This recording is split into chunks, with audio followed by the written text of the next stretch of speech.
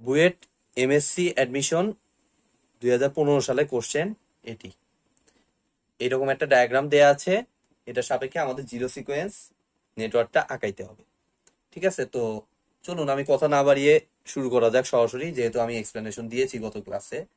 আপনার যদি সমস্যা থেকে থাকে অবশ্যই সেই ক্লাসটি একবার দেখে আসুন, তারপরে এই ক্লাসটিতে আসুন কন্টিনিউ করুন। তো দেখেন, প্রথমে আমার একটা জেনারেটর আছে, জেনারেটর 1।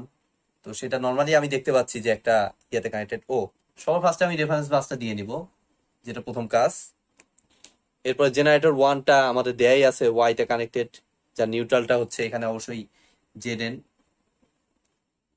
ইয়েতে কানেক্টেড, একটা রিঅ্যাকট্যান্সের মাধ্যমে কানেক্টেড। তাহলে দেখেন, আমি জেনারেটরের রিঅ্যাকট্যান্সটা, প্রথম জেনারেটরের রিঅ্যাকট্যান্সটা আমরা ZG1 ধরে নিলাম।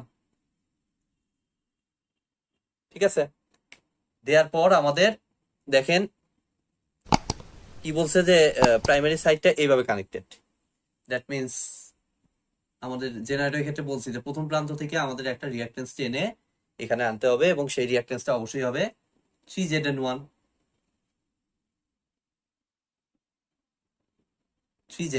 3ZN দিলেই হচ্ছে আমাদের। তো এটা দিয়ে দিলাম। তারপরে আমাদের নর্মালি আমি দেখেন এইভাবে টান টান দিলাম, টান দিয়ে আমি কোন বিন্দুটা পাইলাম, আমরা পি বিন্দুটা পাবো। এখান থেকে জেনারেটরের কাজ শেষ, জিরো সিকোয়েন্স ডায়াগ্রামটা শেষ। এখন পি এদিকে এসে আবার দুই ভাগে ভাগ হয়ে গেছে, একদিকে গেছে আর আরেকদিকে গেছে কিউ। তাহলে এই যে দেখেন, আমি পি থেকে আমি দেখেন দুই ভাগ করে নিলাম। দুই ভাগ করে নিয়ে একটা প্রান্তকে আমি ধরলাম কত, 8 ধরলাম, আরেকটা প্রান্তকে আমরা কি ধরবো, কিউ ধরতে পারি। ওখানে যেভাবে আছে সেভাবেই দেখেন কানেকশনটা দিয়ে দিলাম। এখন দেখেন আর এর ক্ষেত্রে কি ঘটনাটা ঘটতেছে, এই সাইডটা প্রাইমারি সাইডটা ডেল্টাতে কানেক্টেড। দ্যাট মিনস এই জায়গাটুকু তো ওপেনই, সাথে এই জায়গাটুকু ক্লোজ হয়ে যাবে। এবং ট্রান্সফরমার এটা T1, ট্রান্সফরমার T1 মনে করলাম। ট্রান্সফরমার T1 এর রিঅ্যাকট্যান্সটা আমাদের দেয়া আছে, ধরেন ZT1। এটা এইভাবে নর্মালি কানেক্টেড করে দিলাম, আর এই প্রান্তটা তো দেখাইলামই, এইভাবে যাবে। এবং সেকেন্ডারি সাইড আমাদের ওয়াই তে কানেক্টেড, যার কোনো ইয়াও নাই, গ্রাউন্ডও করা নাই, নিউট্রাল। দ্যাট মিনস আমাদের এই যে এই প্রান্তটা এইভাবে দেখেন নর্মালি ইয়া করে দিলেই আমাদের কিন্তু কাজ শেষ। ওই প্রান্তটা যেহেতু ওয়াই, এবং ওয়াই এর ক্ষেত্রে আমাদের যেহেতু নিউট্রাল, যেহেতু গ্রাউন্ড করা নাই, দ্যাট মিনস এই প্রান্তটুকু এরকম আইসোলেটেড থাকবে, স্বাভাবিক। তারপরে দেখেন আমি নিচেরটা আঁকাবো, এই যে নিচেরটাতে এই প্রান্তটা ডেল্টা, প্রাইমারিটা ডেল্টা। দ্যাট মিনস এই যে ZT2 আমি আঁকায় দিলাম, ZT2 এটা আমি দিয়ে দিলাম। এবার প্রাইমারিটা কি বলছে, ডেল্টাতে কানেক্টেড। ডেল্টাতে কানেক্টেড মানে আমাদের অবশ্যই রেফারেন্স বাসের সাথে লাগবে। তো রেফারেন্স বাস তো এই যে এই প্রান্তের সাথেই কানেক্টেড। দ্যাট মিনস এটার সাথে নর্মালি আমি এভাবে করে দিলে আমাদের কিন্তু T2 ট্রান্সফরমারের প্রাইমারি সাইড কমপ্লিট। এবার সেকেন্ডারি সাইডে কি আছে, ওয়াই কানেকশন, এবং যার নিউট্রালটা গ্রাউন্ডের সাথে সলিডলি কানেক্টেড। দ্যাট মিনস আমাদের কি হবে, এই যে এই জায়গাটুকু আগে আগে ওপেন ছিল, যেহেতু নিউট্রালে কোনো কানেকশন ছিল না। এখন এই জায়গাটুকু কি হবে, এরকম ক্লোজ। তাহলে দেখেন আমাদের এই প্রান্তও হয়ে গেল, সেকেন্ডারি প্রান্তও হয়ে গেল আমাদের। ফাইনালি এটা আসলো কি, টি বিন্দু, আর এটা এস বিন্দু। আমাদের ট্রান্সফরমারটার দুইটা ট্রান্সফরমারের কাজই শেষ। এখন আমি গত ক্লাসে একটা জিনিস আপনাদের বলতে ভুলে গেছিলাম, যে দুইটা ট্রান্সফরমারের মাঝখানে কোনো কিছু না দেয়া থাকলে অ্যাকচুয়ালি কিন্তু আপনাদের ওইটা ধরে নিতে হবে ট্রান্সমিশন লাইন।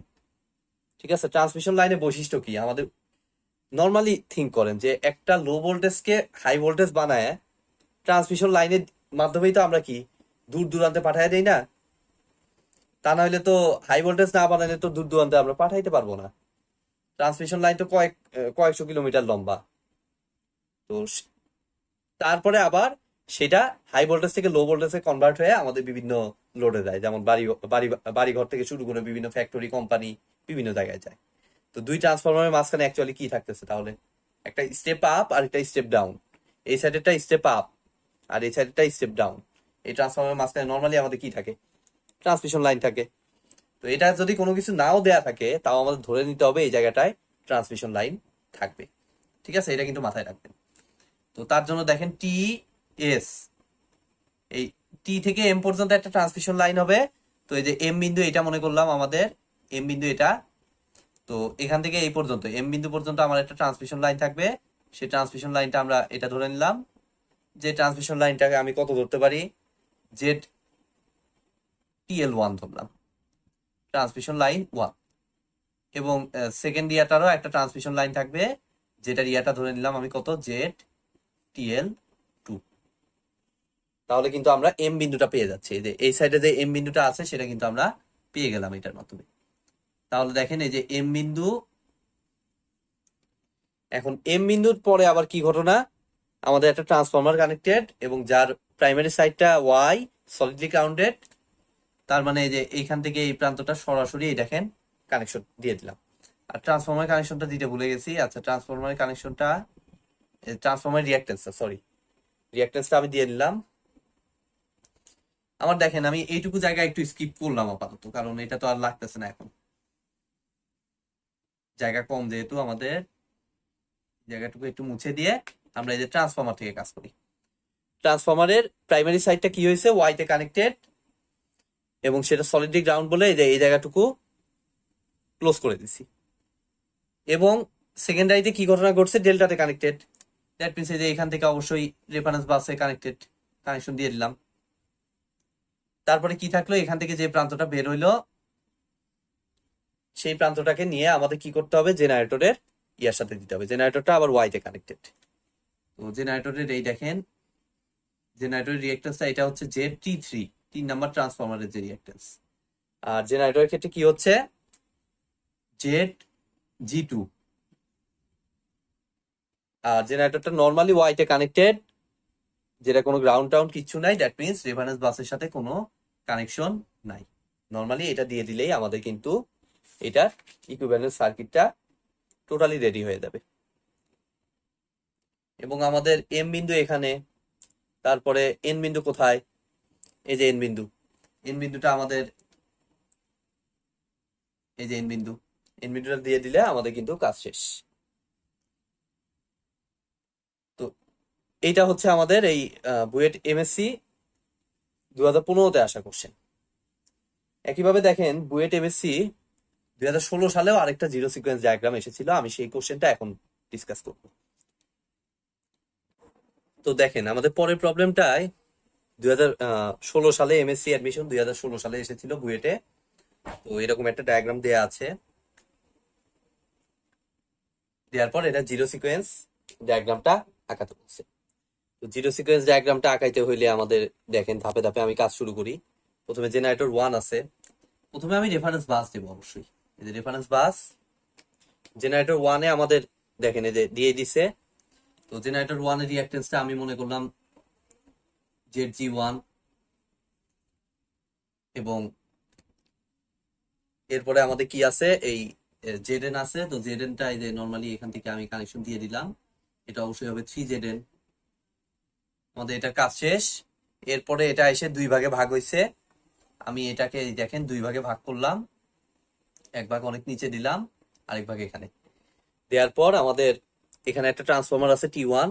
তো ট্রান্সফরমার রিঅ্যাক্টেন্সটা আমরা মনে করলাম কত, ZT1 ধরলাম। আর এখানে একটা নিচে আরেকটা ট্রান্সফরমার, এটা রিঅ্যাক্টেন্সটা আমরা ধরে নিলাম ZT2। এখন হচ্ছে দেখতে হবে যে কিভাবে কানেক্টেড আছে। প্রাইমারি আছে ডেল্টাতে কানেক্টেড, দ্যাট মিনস এখান থেকে আপনারা সবাই জানেন, জাস্ট আমি রেফারেন্স বাসটা অ্যাড করে দিব। এটারও প্রাইমারিটা ডেল্টাতে কানেক্টেড, দ্যাট মিনস এটা থেকে এই নর্মালি রেফারেন্স বাসের সাথে এইভাবে কানেক্টেড হবে। তাহলেই দেখেন ট্রান্সফরমারের প্রাইমারি সাইড শেষ। এবার সেকেন্ডারি সাইডে কি ঘটনা ঘটছে, নিউট্রালটা সলিডলি গ্রাউন্ডেড। দ্যাট মিনস এই যে এই প্রান্তটা নর্মালি এভাবে কানেক্টেড হবে, আর এটা নিউট্রালটা সলিডলি গ্রাউন্ড নাই। দ্যাট মিনস এই জায়গাটুকু আইসোলেটেড হবে ওপেন সুইচের মতো, যেটা আমি এক্সপ্লেন করেছি অলরেডি। তো আমাদের প্রাইমারি সেকেন্ডারি দুইটাই হইলো। এবার হচ্ছে বলছি যে দুই ট্রান্সফরমারের মাঝখানে অবশ্যই ট্রান্সমিশন লাইন থাকবে। দ্যাট মিনস এই যে এখান থেকে আমি ট্রান্সমিশন লাইন একটা নিলাম, জেড ট্রান্সমিশন লাইন 1 ধরলাম, এখান থেকে দেখেন জেড ট্রান্সমিশন লাইন 2 ধরে নিলাম। ধরার পরে সিম্পলি এই জায়গাটুকু কি করছে, কানেক্টেড, আরেকটা বিন্দুর সাথে কানেক্টেড, এই যে বিন্দুর সাথে কানেক্ট করে দিলাম। ফাইনালি এখান থেকে যে বিন্দুটা আবার বের হইলো সেটা আবার আরেকটা ট্রান্সফরমারের সাথে কানেক্টেড। তো সেই ট্রান্সফরমারটার রিঅ্যাকট্যান্স আমি জেড T3 ধরে নিলাম।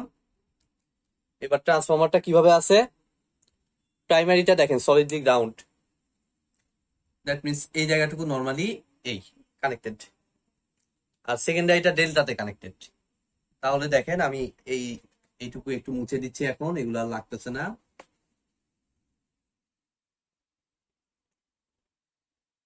সেকেন্ডারিটা যেহেতু ডেল্টাতে কানেক্টেড, আমি নর্মালি দেখেন রেফারেন্স বাসের সাথে যেভাবে আগে কানেকশন দিছি ওভাবে এটা লাগাই দেবো, যেহেতু সেকেন্ডারি ডেল্টাতে কানেক্টেড গেল। এরপর এখান থেকে যে প্রান্তটা বের হবে, এখান থেকে তো এই যে এরকম একটা প্রান্ত বের হয়, আমাদের ট্রান্সফরমার 3 নাম্বারটা শেষ হলো। এরপরে সেখান থেকে যেটা বের হবে সেটা আবার জেনারেটর 2 এ কানেক্টেড। ঠিক আছে, তো জেনারেটর 2 এর রিঅ্যাকট্যান্সটা আমি মনে করলাম কত, জেড G2। এবং সেখানে যেহেতু ওয়াই কানেকশন আছে এবং ওয়াই এর নিউট্রাল যেহেতু কারোর সাথে কানেক্টেড নাই, গ্রাউন্ড টাউন কোনো কিছুর সাথে কানেক্টেড নাই, দ্যাট মিনস এই রেফারেন্স বাসের সাথে কোনো কানেকশন হবে না। এখানে খেয়াল করে দেখেন, এখানে কিন্তু কানেকশন হয়েছিল কারণ গ্রাউন্ডের সাথে কানেকশন, জেনারেটরের ক্ষেত্রে সবসময় ডিপেন্ড করে গ্রাউন্ডের সাথে কানেকশন আছে কিনা, সেটার উপর মেইনলি ডিপেন্ড করে হচ্ছে জেনারেটরের রেফারেন্স বাসের সাথে কোনো কানেকশন হবে কিনা। তো এই তো আমাদের বুয়েটে অ্যাডমিশন টেস্ট এই 2015-16 দুইটা কোশ্চেনই আজকে সলভ হইলো। তো আশা করি আপনারা বুঝতে পেরেছেন।